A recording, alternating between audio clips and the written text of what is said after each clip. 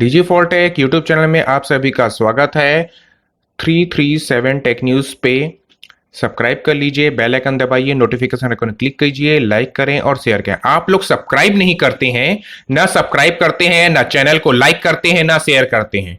अरे भाई, आपका करोड़ों रुपए खर्चा हो रहा है क्या? एक वीडियो को देखने पे आपको ना लाइक कर रहा है, ना शेयर लिख कर रहा है, ना कमेंट लिख कर रहा है, ना कुछ लिख कर रहा है, और आपको फ्री फोकट में सब चीज चाहिए। मैं अपने चैनल पे ऐड नहीं दे रहा हूं, तो आप लोगों का फायदा करवा रहा हूं। चलिए आगे बढ़ते हैं, छोड़िए।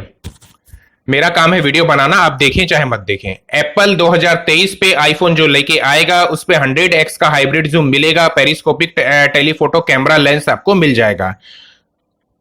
एप्पल का जो अगला प्रोडक्ट है वो है AR ग्लास, आपको देखने को मिलेगा 2025 पे, और AR कॉन्टेक्ट लेंस देखने को मिलेगा 2030 पे, और मिक्स रियलिटी हैंडसेट 2022 में देखने को मिल जाएगा। कार्ल पी ने नथिंग नाम के ब्रांड के अंदर ट्रांसपेरेंट TWS का वर्किंग स्टार्ट कर दिया है। आ जाएगा, कई अमीर लोग लेंगे और बाकी गरीब लोग इग्नोर मारेंगे, जैसे मेरे जैसे गरीब लोग इग्नोर मारेंगे। गैलेक्सी A82 5G फोन, मैं सैमसंग का बिल्कुल भी फैन नहीं हूं। सैमसंग कोई भी फोन लेके आए मार्केट पे, मुझे कोई मतलब नहीं होता है। मेरा काम है आपको इंफॉर्म करना, जो मैंने किया है। 6GB RAM, Android 11, Galaxy A82 5G phone, Snapdragon 855 plus और एडिशनल X50 मोडेम कनेक्टिविटी के साथ ब्लूटूथ 5.0 का सपोर्ट। Realme 8 Pro, इस फोन को लेना क्योंकि ये फोन Realme की तरफ से आ रहा है, जो कि Redmi का से कहीं गुना ज्यादा अच्छा कंपनी है, क्योंकि स्टॉक एंड्रॉइड वाला परफॉर्मेंस दे रहा है, साथ ही साथ अच्छी हार्डवेयर दे रहा है, कम बजट पे दे रहा है, और एटलीस्ट कम मॉडल लेके आ रहा है। Redmi तो 50 फोन लॉन्च करता है, ना हार्डवेयर में दम नहीं है, उसके ऑपरेटिंग सिस्टम पे ऐड आ रहा है, और ना 5G दे सक रहा है, ना कुछ नहीं। तो बेहतर है आप Realme 8 Pro लें। इसमें आपको 5G मिलेगा, 108 मेगापिक्सल मिलेगा, इन डिस्प्ले फिंगरप्रिंट स्कैनर मिलेगा, एम्बुलेट डिस्प्ले मिलेगा। प्राइस रहेगा 25,000 रुपए, जो कि काफी सस्ता है एज कंपेयर Redmi के Note 10 Pro Max से, Mi 10i 5G से। ये दोनों ही फोन आइडेंटिकल है, लेकिन 22,000 पे आते हैं। इन दोनों के ही फोन को लेने का कोई सेंस नहीं बनता है। बेहतर है आप 2,000 एक्स्ट्रा लगा के Realme का 8 Pro लें। आसूस का टफ वाला गेमिंग लैपटॉप लॉन्च हो चुका है। इसमें अगेन जिंदगी भर बड़े बड़े मैन्युफैक्चरर जो है वो इंटेल का ही हाथ पकड़ के चलेंगे, AMD जैसे कंपनी को तो हाथ ही नहीं मिलाएंगे। इसीलिए मैं फ्रेंकली बता रहा हूं, मेरे को जिंदगी में कभी कोई भी लैपटॉप किसी भी ब्रांड का कभी भी पसंद नहीं आया, क्योंकि इनको हार्डवेयर को कंबाइंड करना नहीं आता है। चाहे वो गेमिंग सीरीज हो, नोटबुक सीरीज हो, या day to day daily basis user series हो, कोई भी सीरीज का आप लैपटॉप देख लें, मुझे कभी भी लैपटॉप पसंद नहीं आया, क्योंकि हार्डवेयर कॉम्बिनेशन ये बड़े ब्रांड को सेटअप करने नहीं आता है। इसलिए मैं यूज करता हूं असेंबल डेस्कटॉप, जिसमें मैं अपनी मर्जी के हार्डवेयर लगा सकता हूं, अपनी मर्जी का सॉफ्टवेयर लगा सकता हूं, और पैसा भी बचा सकता हूं। तो अब बात करते हैं इसके डिटेल्स की। 11th जनरेशन का इंटेल का कोर i7 प्रोसेसर दिया है, एनवीडिया का RTX वाला ग्राफिक कार्ड दिया गया है, 3070 वाला, 240 हर्ट्ज का रिफ्रेश रेट दिया गया है, 1,40,000 का लैपटॉप है, और 1 TB का SSD दिया गया है NVMe। सबसे पहली बात, और इसके साथ आप 1,40,000 लगा रहे हैं और आपको वही विंडोज 10 का होम मिल रहा है। अरे आप जब कस्टमर से आप इतना लूट रहे हो तो 4-5,000 और लूट लो, कम से कम विंडोज 10 का प्रो दो, है 2 TB NVMe दो, या फिर सैमसंग का ईवो वाला NVMe SSD दो। लेकिन वो भी नहीं देना है, इनको लिक्विड कूलिंग नहीं देना है, कुछ भी चीज नहीं देना है, और बस इंटेल का थर्ड क्लास वाला प्रोसेसर यूज करना है, RTX ग्राफिक कार्ड। चलिए छोड़िए। एप्पल के स्प्रिंग इवेंट का डेट सामने आ चुका है, 23 मार्च को होगा। इसमें आपको एयर टैग मिलेगा एप्पल की तरफ से, iPad Pro 2021 वाला मॉडल मिलेगा, एयरपॉड 3 भी मिल जाएगा, और नया एप्पल टीवी आपको देखने को मिल सकता है। अब बात करें इतने प्रोडक्ट तो यूएस मार्केट पे आएंगे, इंडिया मार्केट पे आ सकता है iPad Pro मिनी वाला, यानी कि iPad मिनी प्रो आएगा, एयर टैग आ सकता है, और एयरपॉड 3 आ सकता है। एप्पल टीवी तो इंडिया पे नहीं आएगा। OnePlus 9 Pro का जो ऑफिशियल बैक पैनल है वो सामने आया है। इससे आप पहली बात तो डिजाइन देख सकते हैं कैमरा का, और हैसल ब्रांड की तरफ से आपको कैमरा सेटअप मिलेगा, 6.55 इंच का फ्लूइड एम्बलॉयड डिस्प्ले मिलेगा, 120 हर्ट्ज के refresh rate, Android 11, oxygen OS 11, Snapdragon 888 processor के साथ, मिनिमम 8 जीबी और 128 जीबी के साथ ये मॉडल स्टार्ट होगा। डेल का अगेन गेमिंग लैपटॉप लॉन्च हुआ है, अभी मैंने आसूस का बताया, अब डेल भी वही बेवकूफ कंपनी है। एनवीडिया का RTX वाला 3000 सीरीज के साथ भी इसका एक मॉडल आया है, लेकिन ये जो मॉडल है ये है 63,000 का। इसमें आपको मिलता है इंटेल का Core i5 10th generation, GTX का 1650 जो कि सबसे घटिया और कमजोर ग्राफिक कार्ड है। हाँ ठीक है, MX 350 MX 150 वाले बेकार से ग्राफिक कार्ड से तो 1% इंप्रूव्ड है, लेकिन 1650 जो है वो एनवीडिया का GTX 1050 Ti से भी कमजोर कॉन्फ़िगरेशन के साथ आता है। तो बस यही कहानी है, वही विंडोज 10 दिया है, 512 जीबी का SSD है, और क्या बात करें अब।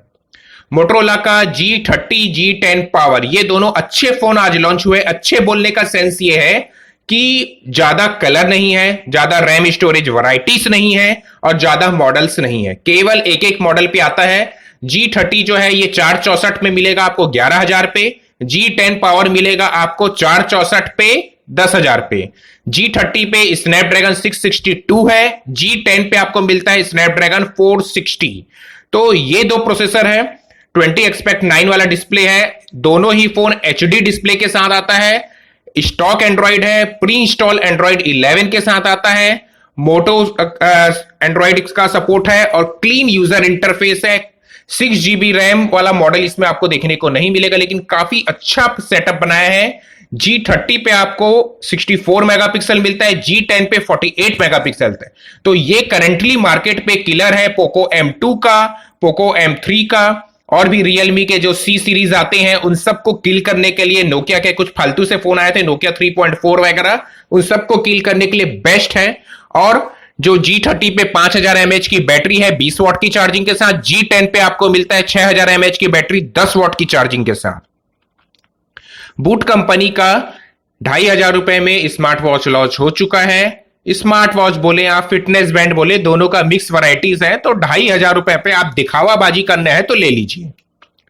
पोको X3 Pro का डिटेल ये सामने आया कि स्नैपड्रैगन 860 प्रोसेसर के साथ ये आने का, लेकिन अभी तक ऑफिशियली 860 वाले प्रोसेसर का स्पेसिफिकेशन सामने नहीं आया है। तो अब हम कुछ नहीं बोल सकते कि ये कितना डाउनग्रेड होगा 870 से या 865 से। तो अब जब ये आएगा स्पेसिफिकेशन तब पता चलेगा। और बाकी स्पेक्स तो पोको के सेम ही रहने वाले हैं, वही 5200 mAh का बैटरी रहेगा, 33 वॉट का चार्जिंग रहेगा, 64 मेगापिक्सल का मेन कैमरा चिपका देगा, फ्रंट पे 20 मेगापिक्सल देगा, स्क्रीन रहेगा 6.67 इंच का, 6:1:28 8:1:28 ऐसा कुछ कॉम्बिनेशन कर देगा, और एंड्रॉइड 11 दे देगा पोको UI के अंदर। तो बस यही कहानी है। पोको का F3 जो है ये एज इट इज Redmi का K40 रहेगा, और इसका प्राइस निकल के आया है 22,500 रुपए। तो काफी अच्छी बात है, एटलीस्ट 22,500 में जल्दी से जल्दी लेके आए, 5G तो मिले। तो 22,500 पे अगर कंपनी उसे लेके आता है तो Mi 10i 5G खत्म हो जाएगा, कोई नहीं लेगा।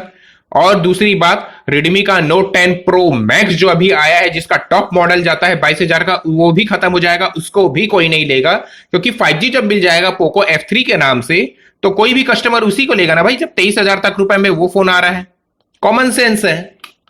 फेसबुक जो है वो टेस्टिंग कर रहा है कि इंस्टाग्राम का रील वाला फीचर को आप फेसबुक पे लिंक करके आप स्कैन मतलब अपने फ्रेंड्स को दिखा सकते हैं। तो कुल मिला के जो फेसबुक है, व्हाट्सएप है, इंस्टाग्राम है, मैसेंजर है, चारों को इस तरीके से कंबाइन कर दिया जाएगा कि आपका डेटा कब यहां से वहां, कब आपने स्टोरी कहां डाला है, क्या किया है, पूरी दुनिया जहां को दिखेगा। तो आपकी प्राइवेसी तो गई खत्म। तो आप इन चारों ऐप से एक साथ बाहर हो जाएं अगर आपको अपना प्राइवेसी प्यारा है तो, नहीं है तो एंजॉय करो, वेस्टेज करो अपना प्राइवेसी। ओप्पो का F19 Pro Plus, F19 Pro, पहली बात F19 Pro Plus जो है 26,000 पे आया है 5G के साथ, Dimensity 800U। अब बात करते हैं पोको का F19 Pro, Helio का P95 के साथ आया है 4G। देखिए फोन कमाल का है, कैमरा कमाल का बनाया है, लुक कमाल का दिया है, बैटरी कमाल का है। सॉफ्टवेयर तो कलर ओएस मुझे कभी भी पसंद आता नहीं है। Build quality, camera, video recording, selfie camera, सब कुछ बेहतरीन है। बैटरी, चार्जिंग, सॉफ्टवेयर भी, सॉफ्टवेयर का वर्जन ठीक है एंड्रॉइड 11, लेकिन कलर ओएस फ्रैंकली मुझे पसंद नहीं है। अब बात करते हैं इनका नामकरण का। देखिए F19 प्रो रखा गया है और प्रो बोल के P95 प्रोसेसर दिया गया है। अरे भाई, प्रो नाम बोल के आप प्रो वर्ल्ड की बेइज्जती कर रहे हैं हीलियो का P95 प्रोसेसर देके, और प्राइस रखते हैं आप 21,500। पहली बात, P95 कहीं से भी जस्टिफाइडेबल नहीं है कि 21,500 के प्राइस वैल्यू पे बिके। दूसरी बात, पोको प्रो नाम आपको देना ही नहीं चाहिए था। और अब बात करते हैं टॉप वाला मॉडल प्रो प्लस का। भाई, इसको आप अगर सिंपल प्रो बनाएं और F19 को केवल F19 बोले, F19 प्रो चिपकाने की जरूरत नहीं है। और 26,000 वाला, उसके लिए भी मैं नहीं बोलूंगा कि प्राइस ज्यादा है, बट फिर भी प्राइस ज्यादा है, क्योंकि डायमेंसिटी 800 आपको कायदे से जब मीडियाटेक का रियलमी नार्जो पे आपको 17,000 पे स्टार्ट हो जाता है, तो उसी के लिए आप 26,000 देंगे। इसका मतलब कॉमन सेंस ये बन रहा है कि केवल आप कैमरा के लिए दे रहे हैं। बाकी डिफरेंस क्या है? ओप्पो ही रियलमी है, रियलमी ही ओप्पो है, तो डिफरेंस क्या हुआ? प्रोसेसर भी वही है, हार्डवेयर भी वही है, स्पेक्स भी वही है। तो केवल आप ब्रांडिंग के लिए दे रहे हैं, कंपनी के नाम के लिए, और दूसरा चीज कैमरा के लिए, इसके अलावा कुछ नहीं है। तो अब आप सोचिए, आप 17,000 पे डायमेंसिटी 800 का मजा उठाना चाहते हैं कि 20,000 पे भी रियलमी X7 अवेलेबल है, तो वहां लेंगे, या 26,000 का F19 प्रो प्लस लेंगे। जेब्रॉनिक का एक बजट वाला ब्लूटूथ स्पीकर लॉन्च हो चुका है, जिसका प्राइस रखा गया है 3,600 रुपए। स्नैपड्रैगन जैसे कंपनी लोग ना पागल होने लग गए, क्योंकि स्नैपड्रैगन एक साल पे एक प्रोसेसर अलग बनाता था, फिर दो बनाने लगा, फिर उसी नामकरण के आगे प्लस प्लस चिपकाने लगा। अब कंपनी इस साल 3 प्रोसेसर लाने वाला है। जी हां, एक तो स्नैपड्रैगन 888 ला चुका है, उसके बाद स्नैपड्रैगन 870 भी ला चुका है। अब MI के पोको मतलब पोको X3 के प्रो के साथ एक मॉडल आ रहा है स्नैपड्रैगन 860, यानी कि 3 प्रोसेसर हो गया 800 सीरीज का। अब चौथा ये झलक आ रहा है कि स्नैपड्रैगन का 888 वाला प्रोसेसर आएगा, लेकिन 4G वेरिएंट पे। तो कंपनी पागल ही हुआ, एक साल में 4-5 प्रोसेसर बना रहा है एक ही सीरीज पे, एक ही ब्रांडिंग पे। अरे भाई, तुमको डाउनग्रेड करने की क्या जरूरत है? जब तुम 5G बना चुके हैं, तो उसी प्रोसेसर को 5G मॉडेम को हटा के 4G मॉडेम चिपका के क्या साबित करना चाह रहे हो तुम? लेनोवो का लीजन 2 प्रो वाला जो मॉडल है वो आएगा 16 GB रैम के साथ, और जो नॉर्मल मॉडल रहेगा लेनोवो का लीजन 2 वाला, वो 12 GB रैम के साथ आएगा। तो ये फोन स्पॉट हो चुका है, ये गेमिंग फोन है। स्नैपड्रैगन 888 रहेगा, 5000 mAh की बैटरी रहेगी, UFS 3.1 बेस्ड, एंड्रॉइड 11, बस यही कहानी है। वीवो का iQOO Neo 5, again iQOO company भी पागल हो गया, बिकॉज इस बार के iQOO Neo 5 में आपको 1000 हर्ट्ज का टच सैंपलिंग मिलेगा। अरे भाई, इतने टच सैंपलिंग रेट का आप करेंगे क्या? आप अपने हाथ को यूज ही नहीं कर सकते हैं 1000 हर्ट्ज के रिफ्रेश रेट पे। आपका आंख इतना high speed touch response rate को जज ही नहीं कर पाएगा, तो आप क्या कर लेंगे? ये कंपनी आपको अगर बोल देगा किसी दिन मैं 5000 हर्ट्ज का टच दे रहा हूं, तो आप पहचान पाएंगे क्या कि 5000 हर्ट्ज का टच और है 1500 हर्ट्ज का टच में क्या फर्क है? तो सब बेवकूफी है। और HDR10 प्लस सर्टिफाइड है, 1080p पैनल है, 1300 निट्स की ब्राइटनेस मिल जाएगा आपको, 120 हर्ट्ज का नॉर्मल रिफ्रेश रेट मिलेगा, जो कि बूस्ट होते होते 1000 हर्ट्ज तक जाएगा। अब देखते हैं, स्नैपड्रैगन 870 के साथ आ रहा है, और इसमें कंपनी ये भी बोल रहा है कि आपको दूंगा मैं 12 GB RAM, but fusion plus technology की मदद से आपको 15 GB रैम तक का मजा उठाने को मिलेगा। यानी कि ये जो डेस्कटॉप पे विंडोज ऑपरेटिंग सिस्टम पे आप देखते हैं, आपके मदरबोर्ड पे जो इंटरनल ग्राफिक होता है, या जो हार्ड डिस्क पे जो कैश मेमोरी बनाया जाता है, जैसे आपके कंप्यूटर पे 2 GB 4 GB रैम है, और ग्राफिक कार्ड आपका 128 MB का ग्राफिक कार्ड है इंटरनल वाला, बट आप प्रॉपर्टी देखेंगे तो दिखाता है वो 2 GB ना, उसी तरीके से आपको दिखाएगा 15 GB, यानी कि इंटरनल जो स्टोरेज है उसको as a cache memory use करके आपको चूतिया बनाया जाएगा। सैमसंग का गैलेक्सी वॉच 4 एक्टिव जो है, ये Q2 पे लॉन्च होने वाला है। अरे भाई, कभी भी लॉन्च हो, प्राइस तो ये रखेंगे, वॉच एक्टिव का रखेंगे 28,000, और वॉच 4 का रखने वाले हैं 35,000 का रेट आया है। तो भाई, अब वॉच को क्या करेगा इंसान? Xiaomi वर्क कर रहा है 200 वॉट के चार्जिंग टेक्नोलॉजी पे। अरे भाई, आप चार्जिंग बनाते जरूर हो, लेकिन किस फोन में देते हो बताओ। इंडिया मार्केट पे आपने अभी तक 33 वॉट का ही चार्जिंग चिपका के रखा है सभी जगह। यहां तक कि जो आप फ्लैगशिप फोन बना रहे हो, रेडमी का के सीरीज, के40 प्रो और प्रो प्लस, सब में तो आपने 33 वॉट दिया है। जब आप दे ही नहीं पा रहे हो एक्स्ट्रा, तो ये दिखावाबाजी करने की क्या जरूरत है। अगर आपको चार्जर देने में आपत्ति है तो आप एटलीस्ट सपोर्ट दो कि मेरा फोन 500 वॉट का चार्जिंग सपोर्ट करता है, जिम्मेदारी आपकी, मैं डब्बे में 5 वॉट का चार्जर दे रहा हूं एप्पल की तरह, आप अलग से लेते रहो। आप कम से कम सपोर्ट तो दो। जो इंसान आपका 40,000 का फोन ले रहा है, या 55,000 का मी 10 ले रहा है, या मी 11 ले रहा है 50-55 हजार का, अगर उसके जेब में पैसा होगा तो वो 5,000 का चार्जर भी ले लेगा ना भाई। आपने सपोर्ट क्यों नहीं दिया? बात ये है, अगर आप 108 मेगापिक्सल का कैमरा देते हो तो 8K वीडियो रिकॉर्डिंग को कंपलसरी आपको ओपन करके देना है, भले मैं वीडियो रिकॉर्डिंग करूं या ना करूं। क्यों नहीं दे रहे हो आप? अगर आपको नहीं देना है तो 108 मेगापिक्सल भी मत दो। क्या करेगा इंसान? केवल सेल्फी लेगा क्या 108 मेगापिक्सल से? Nonsense company. वन प्लस 9 का जो बजट वाला फोन है, यानी कि 9 प्रो पे तो आपको हैसल ब्रांड वाला कैमरा मिल रहा है, अब वन प्लस 9 पे आपको सोनी का कैमरा मिलेगा IMX 789 वाला, जो कैमरा सेंसर साइज है 50 मेगापिक्सल को कैरी करता है। और ये डॉल्बी वाला, मतलब जब आप वीडियो रिकॉर्डिंग करेंगे तो डॉल्बी वाला ऑडियो भी रिकॉर्ड करता है, 4K भी रिकॉर्ड करता है, 120 FPS तक की इस कैमरा की कैपेसिटी है। अब देखते हैं कंपनी अपने सॉफ्टवेयर से कितनी FPS को इनेबल करके देता है। क्या आपको स्ट्रिक्ट कर देता है 30 FPS पे, 60 FPS पे रोकता है? वैसे तो इस सेंसर की कैपेसिटी 120 FPS तक की है। अगर आपको मेरा वीडियो पसंद आया है तो प्लीज मेरे चैनल को सब्सक्राइब कीजिए, टेलीग्राम पे जुड़िए, फेसबुक पे जुड़िए, यूट्यूब पे आइए, कमेंट कीजिए, सभी जगह कांटेक्ट कर सकते हैं। सब्सक्राइब करने के बाद लाइक करें, शेयर करें, कमेंट भी ड्रॉप करें। Thank you, have a nice day.